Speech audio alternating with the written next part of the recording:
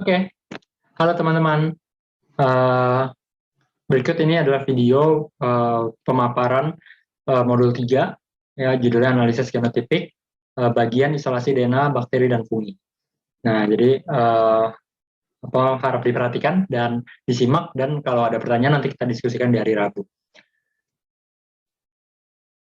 Nah, untuk minggu ini, ya, modul 3 kita masuk ke bagian analisis genotipik. Ini bagian pendahuluan, di skip dulu ya, nanti ini bagian varian yang akan memaparkan. Kemudian, nah ini pertama aku kasih gambaran dulu sedikit tentang praktikum yang akan dilakukan minggu ini, ya, praktikum modul 3. Seperti biasa, 10 menit pertama tes awal dulu, kemudian 20 menit selanjutnya akan ada pendahuluan atau penjelasan awal dari varian, kemudian dilanjut 5 menit sebentar untuk pengarahan rundown ya ke praktikan dan mobilisasi ke kelompok masing-masing. Nah, selanjutnya baru kita mulai praktikumnya di kelompok masing-masing, totalnya 120 menit, ya kan, jadi pas 2 jam. Nah, untuk praktikum kali ini, kalau misalnya biasa di modul-modul sebelumnya, mungkin kita rundown-nya itu adalah pengerjaan pengerjaan worksheet dulu, atau nonton video dulu semua di awal gitu kan, baru kemudian nanti setengah jam terakhir baru diskusi pembahasan asisten, biasa kayak gitu kan. Nah, tapi untuk modul kali ini, karena isolasi DNA itu dia tuh alur pengerjaannya tuh panjang, kemudian perintilannya atau detail-detailnya banyak gitu kan, karena setiap tahapan, setiap perlakuan, setiap reagen yang ditambahkan itu punya fungsi dan tujuan masing-masing gitu kan, jadi sangat detailnya banyak. Nah, kalau misalnya kita buat kayak tadi ya, video dulu semua di awal baru diskusi di belakang, nah itu akan menyulitkan gitu untuk teman-teman praktikan akan untuk memahaminya gitu. Nah, oleh karena itu coba dibuat seperti ini gitu ya. Kita akan bagi praktikum modul 3 ini dalam 3 bagian nanti. Mulai bagian pertama itu 20 menit pertama teman-teman diskusi dulu gitu kan. Jadi ini sambil warming up juga gitu kan. Nah, ajak diskusi dulu mengenai analisis genotipik dan marker sequence atau marker gene dalam analisis genotipik gitu. Jadi 20 menit pertama ajak nah ini kan poinnya sebetulnya ada di dalam poin literatur juga kan. Jadi ajak untuk review lagi apa itu analisis genotipik, tujuannya, dan mengenai gen marka yang digunakan gitu. Nah, mungkin untuk analisis genotipik sebetulnya akan porsinya akan lebih banyak dibahas sama varian di pendahuluan. Ini kan apa itu analisis genotipik, tujuannya, kemudian posisi dari analisis genotipik terhadap analisis fenotipik yang udah kita lakukan di minggu lalu di modul sebelumnya. Seperti apa ya kan, kenapa harus dilakukan analisis genotipik gitu kan? Kenapa nggak fenotipik aja? Lalu apakah analisis genotipik dapat menggantikan fenotipik sepenuhnya? Nah, itu akan dibahas sama varian, sampai ke aplikasi dari analisis genotipik ini seperti apa dalam biosistematik gitu kan. Nah, jadi mungkin teman-teman akan lebih banyak porsinya membahas tentang gen marka yang digunakan dalam analisis genotipik dalam biosistematik gitu. Nah, 20 menit kemudian 50 menit kemudian selanjutnya gitu kan, di bagian kedua. Nah, kita masuk ke isolasi DNA dengan metode konvensional atau metode phenol chloroform isoamil alkohol gitu ya. Nah, di sini jadi teman-teman putar dulu videonya di YouTube. Nah, sambil videonya berjalan, nah sambil dibahas teman-teman, jadi kenapa harus disentrifugasi, kenapa harus ditambahkan fenol, kenapa harus ditambahkan reagen ini itu gitu kan. Kemudian kenapa yang diambil supernatannya, kenapa yang diambil pelletnya. Nah, itu tolong dibahas setiap tahapannya supaya teman praktikan juga terbayang gitu kan, tujuan dari untuk si protokolnya, untuk apa sih dilakukan sentrifugasi dan seterusnya, kenapa harus diinkubasi dulu dan seterusnya. Nah, supaya nanti betul-betul bukan cuman teman-teman praktikan bukan cuman hafal protokolnya seperti apa gitu kan, langkah kerjanya seperti apa, tapi betul-betul memahami uh, apa konsep dari isolasi DNA gitu dengan metode apa phenol ini. Nah, sambil apa namanya nonton video, sambil diskusi, sambil teman-teman praktikannya boleh mulai bikin skema gitu. Kemudian bagian terakhir 50 menit terakhir, nah teman-teman harap masuk ke bagian isolasi DNA yang dengan menggunakan kit Zymobiomics. Ya, sama seperti sebelumnya, nonton video sambil dibahas, sambil bikin skema. Seperti biasa, jadi nanti skemanya dikumpul maksimal jam 8 malam ya, waktu Indonesia Barat. Kemudian untuk modul ini ada 2 skema yang harus dikumpulkan. Skema untuk isolasi DNA metode phenol chloroform tadi, sama yang dengan kit Zymobiomics. Oke, nah ini saya akan selanjutnya akan paparkan yang harus didiskusikan atau yang harus dibahas di kelompok ya. Nah, seperti yang tadi aku udah sebutin, jadi di mengenai analisis genotipik, tujuannya dan seterusnya mungkin akan banyak porsinya di Parian. Nah, mohon dalam waktu 20 menit teman-teman lebih banyak diskusi, porsinya lebih banyak di ini ya, membahas tentang gene marker yang digunakan dalam analisis genotipik gitu. Syaratnya seperti apa sih gitu kan, gen yang dapat digunakan sebagai gen marker. Nah, sebagai informasi sebetulnya dalam identifikasi mikroba gitu kan, biosistematik, analisis atau identifikasi genotipik ini dapat dilakukan dengan 2 pendekatan ya. Bisa yang pertama yaitu dengan whole genome, kita menganalisis genom utuh ya kan, kemudian kita align, kita komparasikan gitu kan urutan sequence whole genome tadi antara 2 individu atau 2 spesies.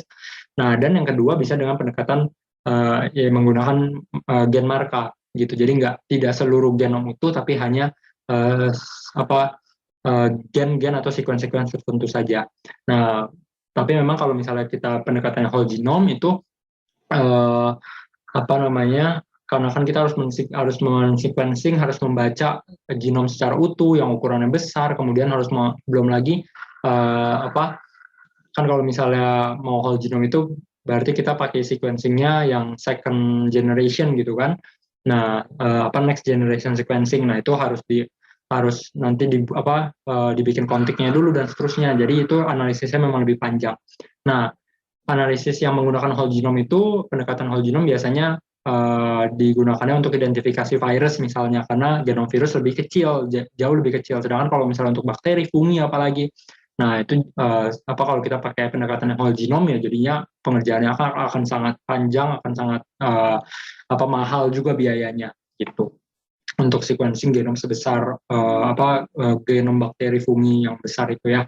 Nah, oleh karena itu digunakan pendekatan yang ini, yang menggunakan gen marker atau sequence atau gen tertentu saja gitu. Nah, syaratnya seperti apa gen yang bisa kita jadikan marker?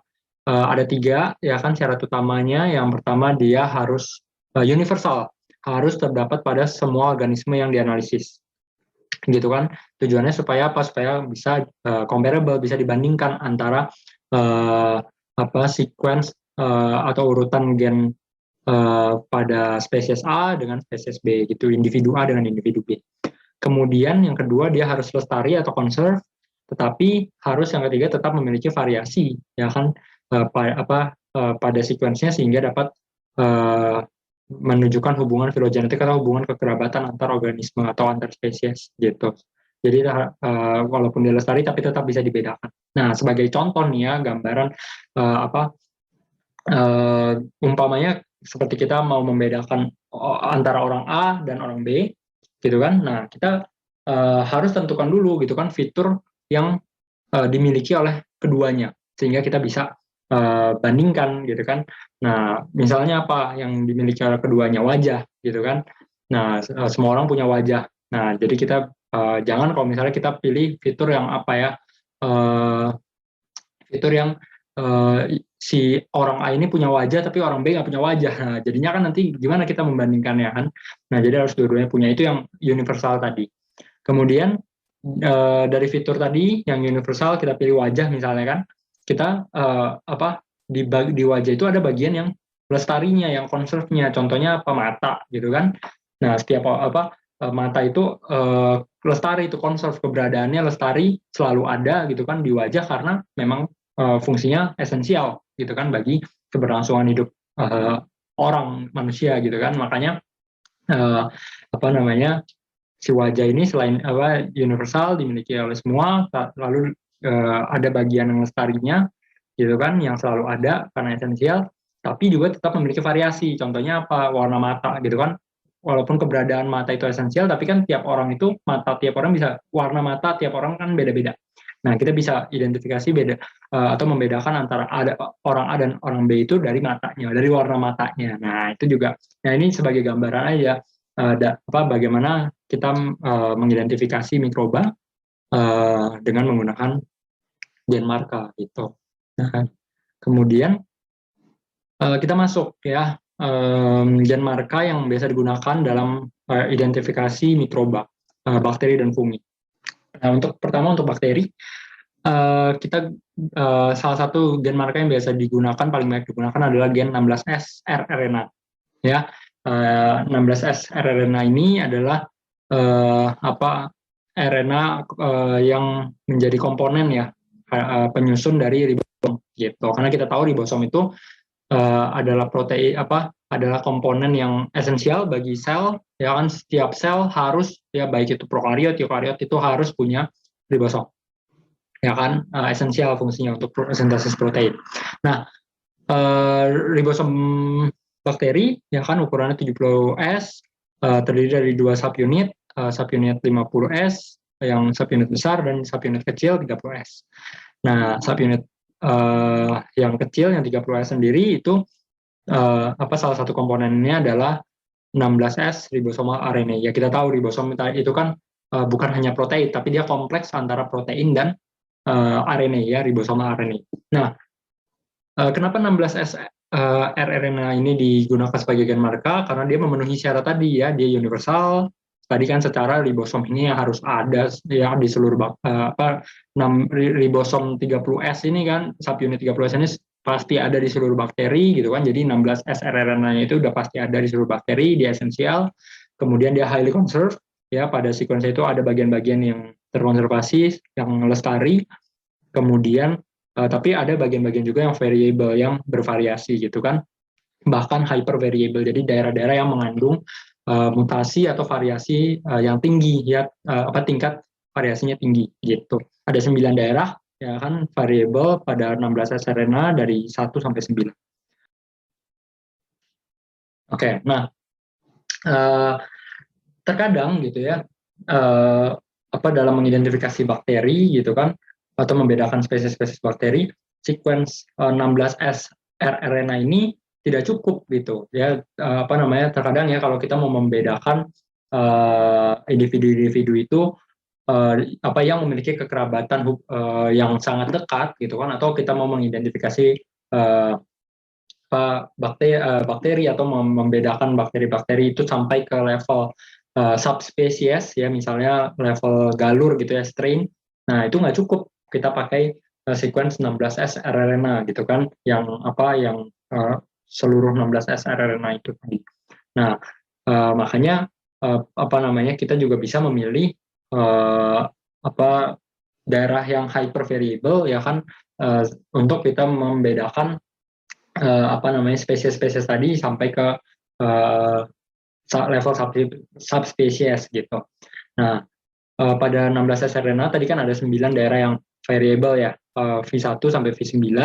Nah, dan berdasarkan percobaan, ya, orang melakukan percobaan bagaimana kalau misalnya dipilih kita sequencing V1 sampai V4 gitu kan, bagaimana kalau V3 sampai V4 dan seterusnya gitu kan. Nah, dan didapati bahwa daerah yang variabel tadi, ya, V3 sampai V5 itu memiliki coverage atau sequencing coverage yang paling tinggi gitu. Ya kan, kayak di gambar ini kita bisa lihat, ya, kalau misalnya kita gunakan sequence, kita men-sequence gitu ya daerah yang V1 sampai V4. itu hanya 15%. Kalau misalnya kita sequence yang V6 sampai V9 itu hanya 11% coverage-nya. Nah, sedangkan kalau V3 sampai V5 ini yang paling tinggi coverage-nya ya untuk bakteri di kisaran 60 sampai 70%, sedangkan kalau archaea bahkan 40 sampai 60%. Nah, coverage sequencing coverage itu adalah rata-rata jumlah pembacaan ya atau rata-rata jumlah nukleotida yang bisa dibaca ketika di align dengan sequence reference gitu ya, sequence referensi. Nah, kemudian ini ya tadi kenapa dipilih daerah V3 sampai V5. Nah, nanti kita akan lihat di modul selanjutnya ketika kita melakukan isolasi gen dengan PCR ya, kenapa dipilihnya V3 sampai V5, karena itu tadi memiliki coverage atau sequencing coverage yang paling tinggi. Nah, kemudian ini sebagai tambahan ya. Nah, kalau misalnya nanti ada yang nanya, Kak, kenapa bisa di daerah di gen 16S rRNA ini ada daerah yang variabel, ada daerah yang mengandung banyak polimorfis gitu kan, mengandung banyak mutasi, sedangkan ada daerah-daerah yang lestari gitu. Nah, emangnya daerah-daerah yang variabel tadi banyak mutasinya emang nggak mengubah fungsi dari ribosomnya gitu kan. Nah, jadi kalau misalnya diperhatikan nih dari gambar ini, jadi ini adalah struktur sekunder dari 16S rRNA gitu kan. Nah, ini sequence struktur sekundernya. Jadi kalau RNA kan kita tahu ya satu untai, tapi dia bisa membentuk struktur sekunder. Nah, jadi dia ketika si 16S rRNA ini atau rRNA secara umum ya, dia terasosiasi dengan protein-protein lainnya membentuk ribosom. Nah, dia itu membentuk struktur sekunder gitu. Jadi secara fungsional dia harus bentuk struktur sekunder seperti ini. Nah, bisa kita lihat jadi memang daerah-daerah yang lestari ini ya, yang putih ini kan daerah yang lestari ya, dia ini daerah yang bagian dari rRNA yang membentuk struktur dari ribosom gitu. Sedangkan daerah-daerah yang variabel itu tidak membentuk struktur ribosom gitu ya. Kalau kita lihat dia ini daerah-daerah variabel ini pasti adanya di ujung-ujung gitu kan. Jadi nggak ada tuh daerah variabel yang adanya di tengah, benar nggak? Ya kan, misalnya tengah-tengah sini daerah variabel nggak ada kan, semuanya di ujung gitu kan. Nah, dan memang kalau ini karena dia dua dimensi ya, jadi kayaknya rata. Tapi kan kalau misalnya kita lihat secara secara tiga dimensinya, dia sebetulnya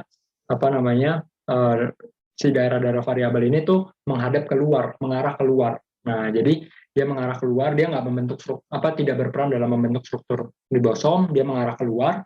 Nah, dan konsekuensinya adalah karena dia menghadap keluar tadi, dia rentan berinteraksi dengan radikal bebas, dengan rentan teroksidasi gitu kan.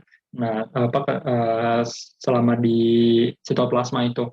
Nah, sehingga akibatnya daerah-daerah ini ya kan yang di ujung-ujung tadi yang menghadap keluar ini, nah dia rentan memiliki tingkat mutasi yang tinggi. Nah, dan pada akhirnya menjadi daerah yang variabel gitu. Jadi walaupun dia memiliki tingkat mutasi yang tinggi, dia nggak ngaruh gitu ya terhadap si struktur ribosom, terhadap fungsi ribosom, karena dia memang tidak berperan dalam membentuk struktur ribosom tadi.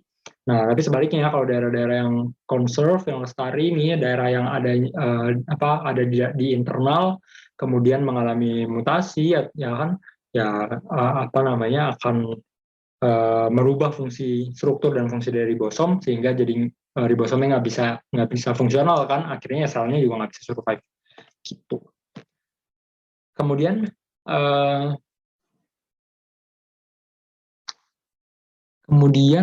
selanjutnya ini untuk yang fungi ya. Untuk yang fungi, gen marker yang biasa digunakan adalah ITS ya, internal transcribe sequence ya. Dia ini adalah daerah non fungsional yang berada di antara gen-gen pengkode rRNA eukariot gitu. Jadi pada eukariot ya. Nah, dia ini small subunit ribosom. Ini yang large-nya ya, subunit besar, subunit kecil, ini gen pengkode subunit ribosom. Kemudian di tengah-tengahnya penyelanya ini adalah daerah ITS.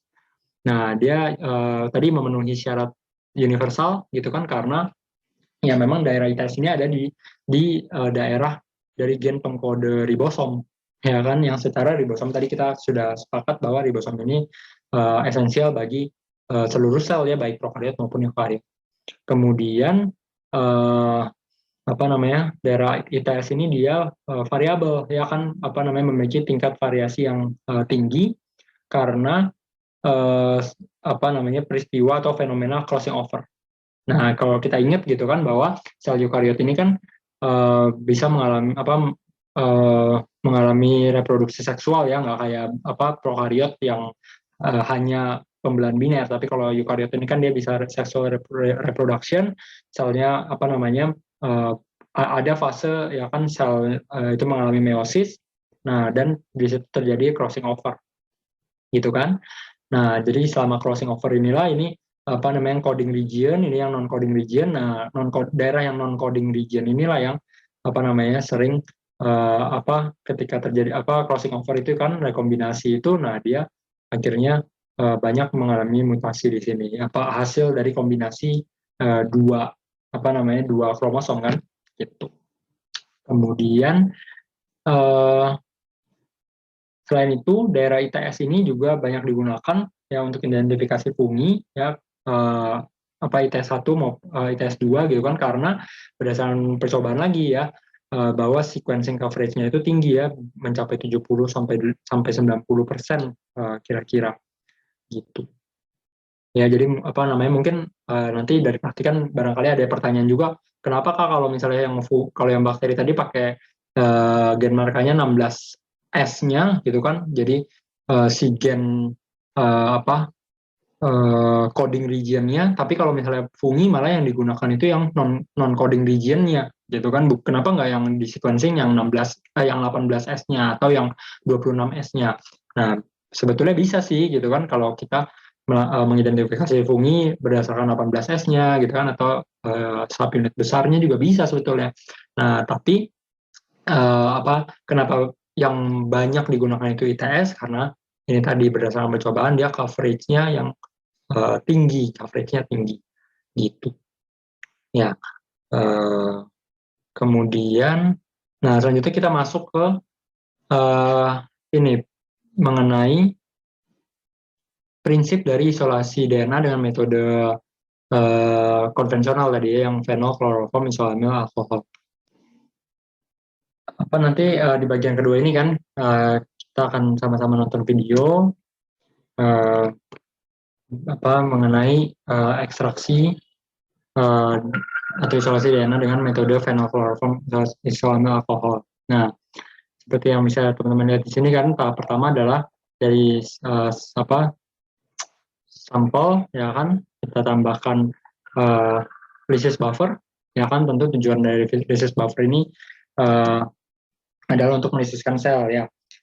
Biasanya lysis buffer ini bisa mengandung tris-Cl ya kan. Tentu tujuannya apa, fungsinya sebagai buffer. Kemudian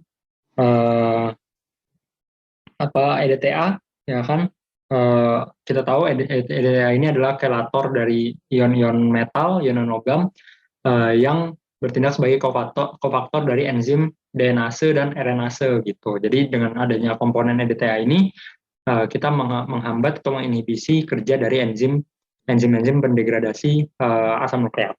Kemudian biasa juga lysis buffer itu mengandung NaCl ya, garam menjaga osmotik.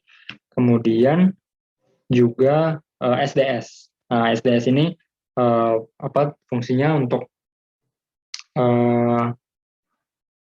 mengganggu integritas dari membran sel ya, karena kita tahu kan SDS itu apa deterjen anionik ya, dia fungsinya melisiskan sel dengan mengganggu integritas membran sel.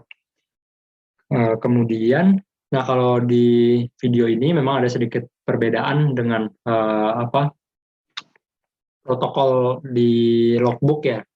Nah di modul, karena kalau di video ini dia menambahkan juga RNase ya, ditambahkan RNase enzim yang untuk mendegradasi RNA, karena kita yang kita mau isolasi kan DNA aja jadi RNase-nya bisa didegradasi.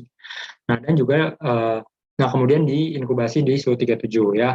Nah, jadi apa namanya tujuannya untuk kita melisiskan sel dengan perlakuan panas, kemudian juga inkubasi suhu 37 itu bisa menginduksi kerja dari enzim-enzim enzim-enzim RNase yang tadi ditambahkan. Nah, kemudian juga di sini ditambahkan proteinase gitu, proteinase karena sama halnya karena kita mau ekstraksi itu DNA-nya aja, jadi kita bisa degradasi protein-proteinnya gitu. Ya, termasuk enzim-enzim yang bisa merusak DNA juga bisa rusak akibat proteinase. Nah, ya, tadi ini diinkubasi di 50 ini supaya dia mengaktifkan dari proteinase. Jadi memang ada sedikit perbedaan di tahap awal ini, tahap preparasi sampel. Ya, tapi nggak apa-apa. Yang penting teman-teman praktikan itu ngerti konsepnya untuk apa sih gitu. Jadi tahap pertama ini kan kita mau melisihkan sel, kita mau keluarkan komponen DNA dari dalam sel bakteri gitu kan. Nah, perlakuannya seperti apa tadi? Tambahkan disease buffer, ya kalau di protokol langsung diinkubasi suhu 37 gitu kan, kita lisiskan selnya. Tapi kalau misalnya di video ini ada sedikit tambahan, yaitu dia menggunakan RNase dan proteinase untuk mendegradasi RNA dan protein gitu. Karena kita mau isolasinya DNA-nya aja. Oke, lanjut ya. Terus, ditambahkan ini fenol kloroform isolamil alkohol, rasionya 25, 24 dan 1. Nah, ini penting rasio 25, 24, 1 ini penting ya, jangan sampai teman-teman praktikan nggak tahu gitu kan. Itu penting untuk disebutkan juga karena rasio ini kalau rasio yang salah ya jadi proses ekstraksinya jadi tidak berjalan atau isolasinya tidak berjalan dengan baik. Nah, dicampur, diresuspensi. Nah, ya jadi ini kalau misalnya teman-teman perhatikan juga ada tertampak gelembung-gelembung karena tadi kan komponen dari rhesus buffer-nya ada SDS-nya kan, ada deterjennya. Nah, kemudian selanjutnya dilakukan sentrifugasi. Nah, dilakukan sentrifugasi karena penambahan fenol kloroform dan isoamil alkohol itu ya dapat memisahkan DNA dari komponen-komponen protein, lipid, sakarida dan lain-lain gitu ya. Nah, kan kita tahu ya bahwa fenol itu merupakan fenol kloroform gitu kan, itu merupakan pelarut organik ya kan. Nah, dia pelarut organik yang dapat melarutkan protein, lipid, sakarida tadi kan. Nah, komponen-komponen yang non polar. Nah, sedangkan DNA itu kan polar ya kan, dia bermuatan negatif tuh. Nah, maka DNA tidak akan larut dalam pelarut organik ya kan. Sebaliknya dia akan ketika kita sentrifugasi nanti akan terbentuk dua fasa organik di bagian bawah dan fasa aqueous di bagian atas. Nah, jadi DNA akan terlarut di fasa aqueous, sedangkan protein, lipid tadi kan komponen-komponen organik, sakarida akan larut di fase organik di di bagian bawah. Nah, ini kan tadi disentrifugasi, kemudian setelah disentrifugasi akan terbentuk dua fase. Nah, yang kita pipet adalah fase aqueousnya tadi kan, karena nah teman-teman lihat di sini ya, akan kelihatan kan ada dua fase. Nah, fase yang di atas dan fase yang di bawah. Yang diambil adalah fase yang atas yang terlarut DNA di sini. Sedangkan yang di bagian bawah ini yang komponen-komponen lainnya yang tidak mau kita ambil. Nah, dipipet pelan-pelan supaya bagian yang organiknya tadi tidak terpipet ya, tidak terambil. Kita ambil semua untuk memaksimalkan yield DNA yang bisa diisolasi. Nah, bisa dilakukan 2 kali gitu kan, diulang lagi tahapannya, tujuannya untuk memaksimalkan yield DNA yang bisa isolasi. Nah, selanjutnya ditambahkan kloroform. Nah, ditambahkan kloroform lagi. Nah, Jadi apa namanya, ini kalau misalnya di sini rada beda tadi. Kalau misalnya di protokol kan dia setelah ditambahkan fenol, kloroform dan isoamil alkohol sudah akan cukup kan gitu. Si fenolnya tadi fenol, kloroform, alkohol semuanya pelarut organik. Ya fenol kan pelarut organik yang kuat. Kemudian kloroform juga memiliki fungsi yaitu meningkatkan pemisahan antara dua fasa, dan isoamil alkohol berfungsi untuk ini apa mencegah emulsifikasi, ya, apa mencegah pencampuran kedua fasa gitu. Ya dia berperan sebagai anti foaming. Nah, apa karena kalau misalnya terbentuk foaming, terbentuk gelembung kan nanti bisa terjadi ini apa terbentuk emulsi gitu kan. Jadi kedua fasa itu tercampur sebagai emulsi. Nah, makanya si isoamil alkohol ini bertindak sebagai itu mencegah sebagai anti foaming, mencegah emulsifikasi tadi. Nah, tapi kalau misalnya di video ini dia ada satu tahapan tambahan yaitu dia adanya penambahan kloroform kembali. Setelah sentrifugasi ditambahkan lagi kloroform. Uh, Sama tujuannya kloroform nanti dia akan mengendapkan apa melarutkan kloroform akan melarutkan protein-protein gitu kan. Nah, akan terbentuk dua fasa lagi tuh nanti, fasa aqueous yang terlarut DNA dan fasa protein ya kan yang apa terlarut dalam fasa organik. Nah, jadi kalau sebelumnya tadi ada fenol, ada kloroform gitu kan. Nah, fenol kan pelarut yang lebih kuat daripada kloroform. Nah, kalau yang kedua hanya kloroform saja gitu. Jadi memang dia apa prinsipnya bertahap dari yang kuat ke yang kurang kuat gitu kan, ke yang lebih kurang kuat gitu. Nah, setelah sentrifugasi kan terbentuk dua fasa lagi. Nah, kita ambil yang fasa aqueous yang terlarut DNA, sedangkan fasa yang organik nih yang kelihatan bening itu, nah itu kloroform yang di situ terlarut protein-protein. Nah, bisa diulang lagi gitu kan untuk memastikan seluruh protein sudah larut. Kemudian ditambahkan natrium asetat ya dan uh, et, apa etanol ya. Jadi kalau misalnya sedikit perbedaan dari protokol di jurnal, kalau di jurnal itu dia pakainya isopropanol, kalau di sini pakainya apa tadi natrium asetat dan etanol. Kalau di kalau di jurnal isopropanol dan etanol. Etanol absolut loh ya. Jadi ini penting juga bahwa yang digunakan etanol absolut ya 96 sampai 100%. Nah, tujuannya untuk apa? Tujuannya untuk mengendapkan DNA gitu, untuk mengendapkan DNA. Karena eh, apa DNA ini kurang larut kan tadi kan dalam pelarut organik. Nah, jadi etanol ini kan juga termasuk pelarut organik. Dia apa DNA kurang larut sehingga akhirnya nanti DNA-nya akan mengendap sebagai pelet. Nah, sedangkan apa kontaminan-kontaminan gitu kan, kemudian pelarut organik ya fenolkloroform yang sebelumnya digunakan juga akan ada larut di supernatant. Nah, ini di apa sentrifugasi untuk mempercepat proses pengendapan ya pembentukan pelet DNA. Kemudian setelah itu dan dibuang supernatannya karena tadi kita tahu kan di supernatan ini tidak ada DNA ya, yang ada malah kontaminan dan sisa pelarut. Nah, yang DNA kita ada ya sebagai pelet.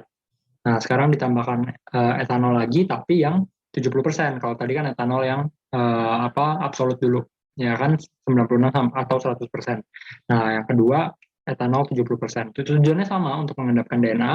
Nah, tapi seperti tadi lagi konsepnya kan dari yang kuat dulu etanol absolut, kemudian dilakukan bertahap turun ke etanol 70% yang lebih kurang kuat. Nah, dibuang supernatannya karena DNA kita adanya di pelet. Next-nya adalah kita ya kalau masih ada sisa etanol bisa dipipet gitu kan. Nah, kemudian juga di istilahnya di air dry gitu kan, diangin-anginkan supaya menguap itu si pelarut si etanolnya. Nah, DNA pelet sekarang kita udah punya pelet yang terkonsentrasi DNA di situ ya, DNA konsentrat hasil isolasi. Kemudian kita tambahkan buffer TE ini T-nya tris ya kan buffer menjaga pH, E-nya EDTA. Ya kan tadi itu untuk menginhibisi kerja dari enzim-enzim pendegradasi asam nukleat. Nah, jadi pelet DNA tadi kita resuspensi lagi dengan buffer TE. uh, kita resuspensi dengan buffer TE, kemudian bisa kita simpan di suhu minus 20. Oke, next kita masuk ke video setelah selesai diskusi gitu kan. Nah, nanti masuk ke video kedua, itu kita masuk ke isolasi DNA dengan menggunakan kit. Ya, kali ini kit yang digunakan adalah Zimo Biomics DNA Mini Prep Kit ya. Nah, tahapannya adalah sebagai berikut. Pertama, sampel ya. Bisa kita lihat nih kan sampelnya warnanya coklat begini ya, mungkin sampel dari tanah misalnya kan. Nah, jadi sampel dari lingkungan. Nah, kita masukkan ke dalam tube ya, ZR basing bead lysis tube. Nah, ya jadi si tube ini ya, lysis tube ini dia mengandung bead ya atau manik-manik yang berfungsi untuk melisiskan sel secara mekanis. Nah, kemudian ditambahkan lysis solution dulu. Nah, lysis solution ini mengandung EDTA ya, untuk mencegah degradasi materi genetik ya oleh enzim pendegradasi asam nukleat. Ya, karena nanti kita setelah selnya lisis nanti, nah kita nggak mau kemudian DNA-nya kan keluar kan dari sel, nah kita nggak mau DNA-nya juga ikut rusak. Nah, ya setelah semua ditambahkan ke itu tadi basing bead tadi, nah kita masukkan ke bead beater.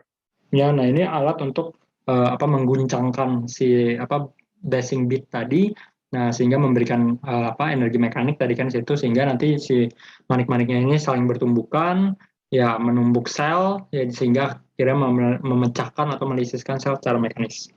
Nah, kalau misalnya nggak pakai alat ini juga bisa pakai vortex dengan kecepatan tinggi maksimum. Nah, kemudian jadi selnya sudah lisis. Nah, kita sentrifugasi ya supaya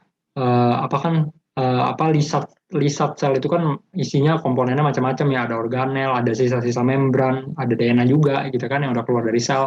Nah, kita sentrifugasi supaya kita mau pisahkan komponen-komponen yang berat ya kan, organel, sisa-sisa membran, pecahan-pecahan membran sel kan dari DNA-nya gitu, sehingga nanti yang komponen-komponen berat ini akan mengendap sebagai pelet, sedangkan DNA kita ada pada supernatan. Nah, ini ya, pada supernatan kita udah pisahkan, kemudian kita pindahkan kita pindahkan ke ini spin filter ya, yang si filternya ini kita masukkan lagi ke dalam collection tube. Jadi numpuk gitu ya, collection tube di bawah, kemudian kita masukin si filternya. Nah, si filter ini dapat memfilter ya, memfilter DNA gitu. Karena kan kita lihat di sini ya, lihat si tipsnya kan warna walaupun tadi kan sudah setelah dilisis tadi kan lisatnya sudah disentrifugasi tuh, ya kan. Nah, komponen-komponen beratnya, sel, kemudian mungkin sisa-sisa tanah dan lain-lain itu kan sudah kita buang sebetulnya kan, tapi bisa aja ada komponen-komponen yang masih tertinggal, komponen kontaminan, pengotor yang masih tertinggal, makanya kita lihat di tipsnya ini warnanya masih coklat-coklat gitu kan. Nah, makanya kita filter dulu pakai si spin filter ini supaya kita mau buang si pengotornya, kita hanya mau ambil DNA-nya. Kita sentrifugasi ya sih. Nah, setelah itu filtratnya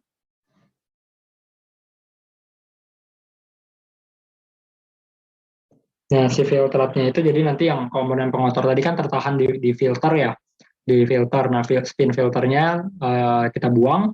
Nah, jadi kita punya filtrat ya kan yang mengandung DNA di dalam collection tube. Nah, nanti si filtrat dalam collection tube ini kita tambahkan DNA binding buffer. Ya tentu dari namanya ya, ini buffer untuk mengikat DNA.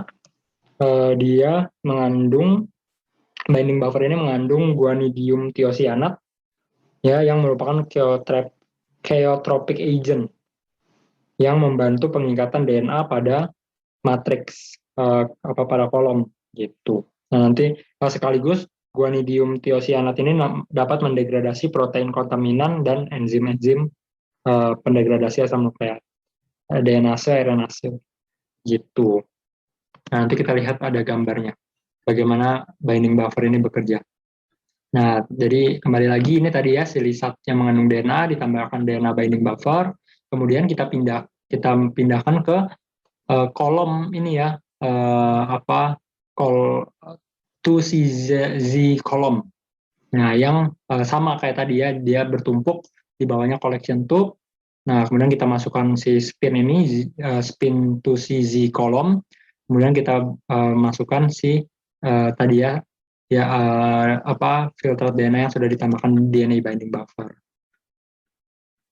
Nah, jadi kita harapkan nanti si DNA-nya akan oleh bantuan DNA binding buffer tadi akan nempel di si matriks atau dinding kolomnya ya, gitu.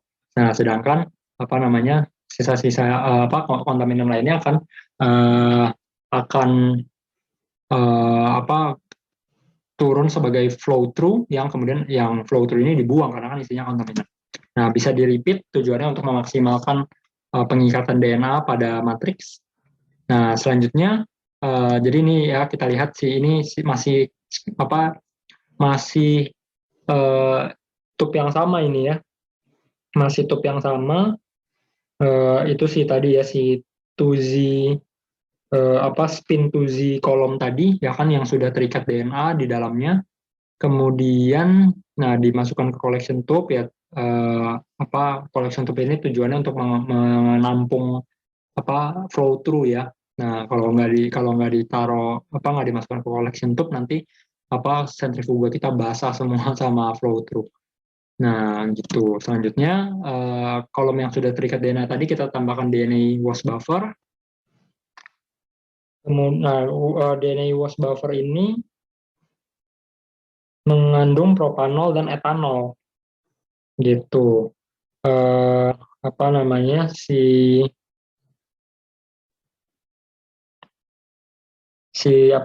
DNA ini kan tadi dia nggak bisa larut dalam propanol dan etanol ya, pelarut organik. Nah, sehingga pelarut nonpolar. Nah, sehingga DNA-nya akan tetap terikat pada matriks.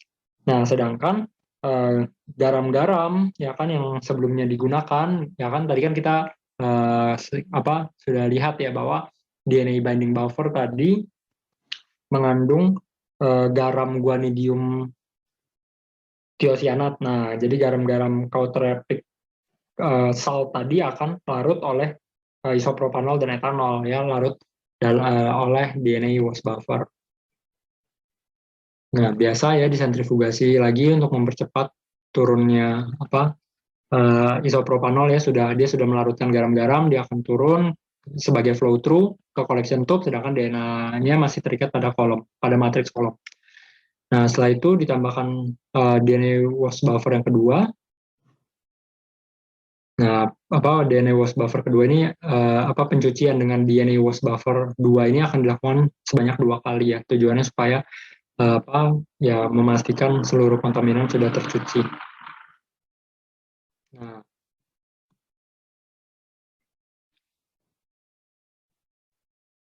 terakhir untuk tahap elusi kita gunakan DNase, RNase free water ya. Air yang bebas dari DNase, RNase. Nah, jadi si free water DNase, RNase free water ini mengandung konsentrasi garam yang rendah. Nah, sehingga dapat bertindak sebagai elution buffer sehingga si DNA-nya akan terelusi dari matriks. Nah, sehingga sekarang kali ini gitu ya, kalau tadi DNA-nya terus nempel pada matriks kolom, nah sekarang DNA-nya sudah terelusi ada pada collection tube.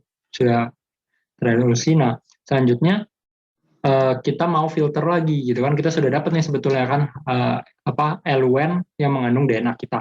Nah, tapi kita mau filter lagi untuk memastikan DNA yang kita peroleh itu betul-betul murni. Nah, kita kita akan filter tadi filter terakhir yaitu spin 3 HRC filter ini ya. Nah, tapi si filter terakhir ini harus dipreparasi dulu gitu. Kita preparasi ya, dengan cara kita tambahkan preparation solution gitu kan atau bisa juga dengan DNase RNase free water kita sentrifugasi. Nah, tujuannya untuk apa? Nah, tujuannya adalah untuk mengkondisikan si kolomnya gitu ya, si filternya gitu. Jadi kita bilas si filternya ini dengan DNase RNase free water ya, atau tadi preparation solution. Sebetulnya preparation solutionnya juga memang mengandung apa DNase RNase free water gitu kan. Nah, kita bilas dulu si filternya, memastikan supaya nanti ketika DNA-nya kita filter itu dia tidak terdegradasi ya oleh enzim. Nah, baru ya kan DNA yang sudah terelusi kita pindahkan ke filter yang tadi sudah dipreparasi ya. Sudah kita kondisikan, kita sentrifugasi, nah sehingga nanti DNA-nya akan akan tersaring ya, akan ada pada filter. Nah, flow through-nya kita buang. Nah, jadi ini ya DNA-nya sudah terfilter ya, sudah kita filter. Nah, bisa langsung digunakan untuk tahap analisis selanjutnya. Tadi ya memberi gambaran untuk proses pengikatan DNA pada kolom atau pada matriks kolom kit Zymobiomics ini ya. Nah, jadi si binding buffer ini mengandung guanidium thiocyanat tadi kan, cheotropic agent atau cheotropic salt, dia garam yang dapat membantu pengikatan DNA pada matriks silika. Nah, jadi kalau kita lihat gambarnya ini, silikanya kondisi awalnya seperti ini, ya kan, terikat air saja, molekul air. Kemudian kita kasih garam cheotropik ya, si guanidium thiocyanat ini, sehingga dia akan merusak ikatan hidrogen. Nah, merusak ikatan hidrogen sehingga molekul air lepas. Sebaliknya akan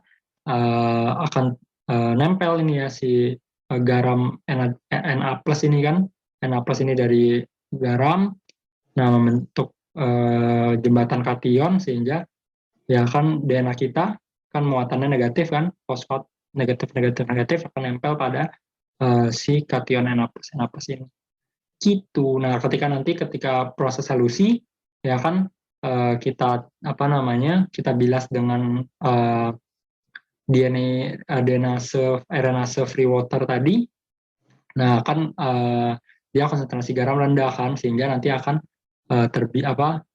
molekul air tadi ya kan, free water kan water kan. Nah, dia water ini akan menggantikan akan mengkompetisi si jembatan kation ini gitu, sehingga nanti akan terbentuk lagi kembali ke kondisi semula ya kan, si matriks silikanya akan berinteraksi dengan molekul air, sedangkan si DNA-nya akan terelusi. Begitu. Sekian teman-teman pemaparan untuk modul 3. Kalau ada pertanyaan nanti kita diskusikan di hari Rabu. Sampai jumpa.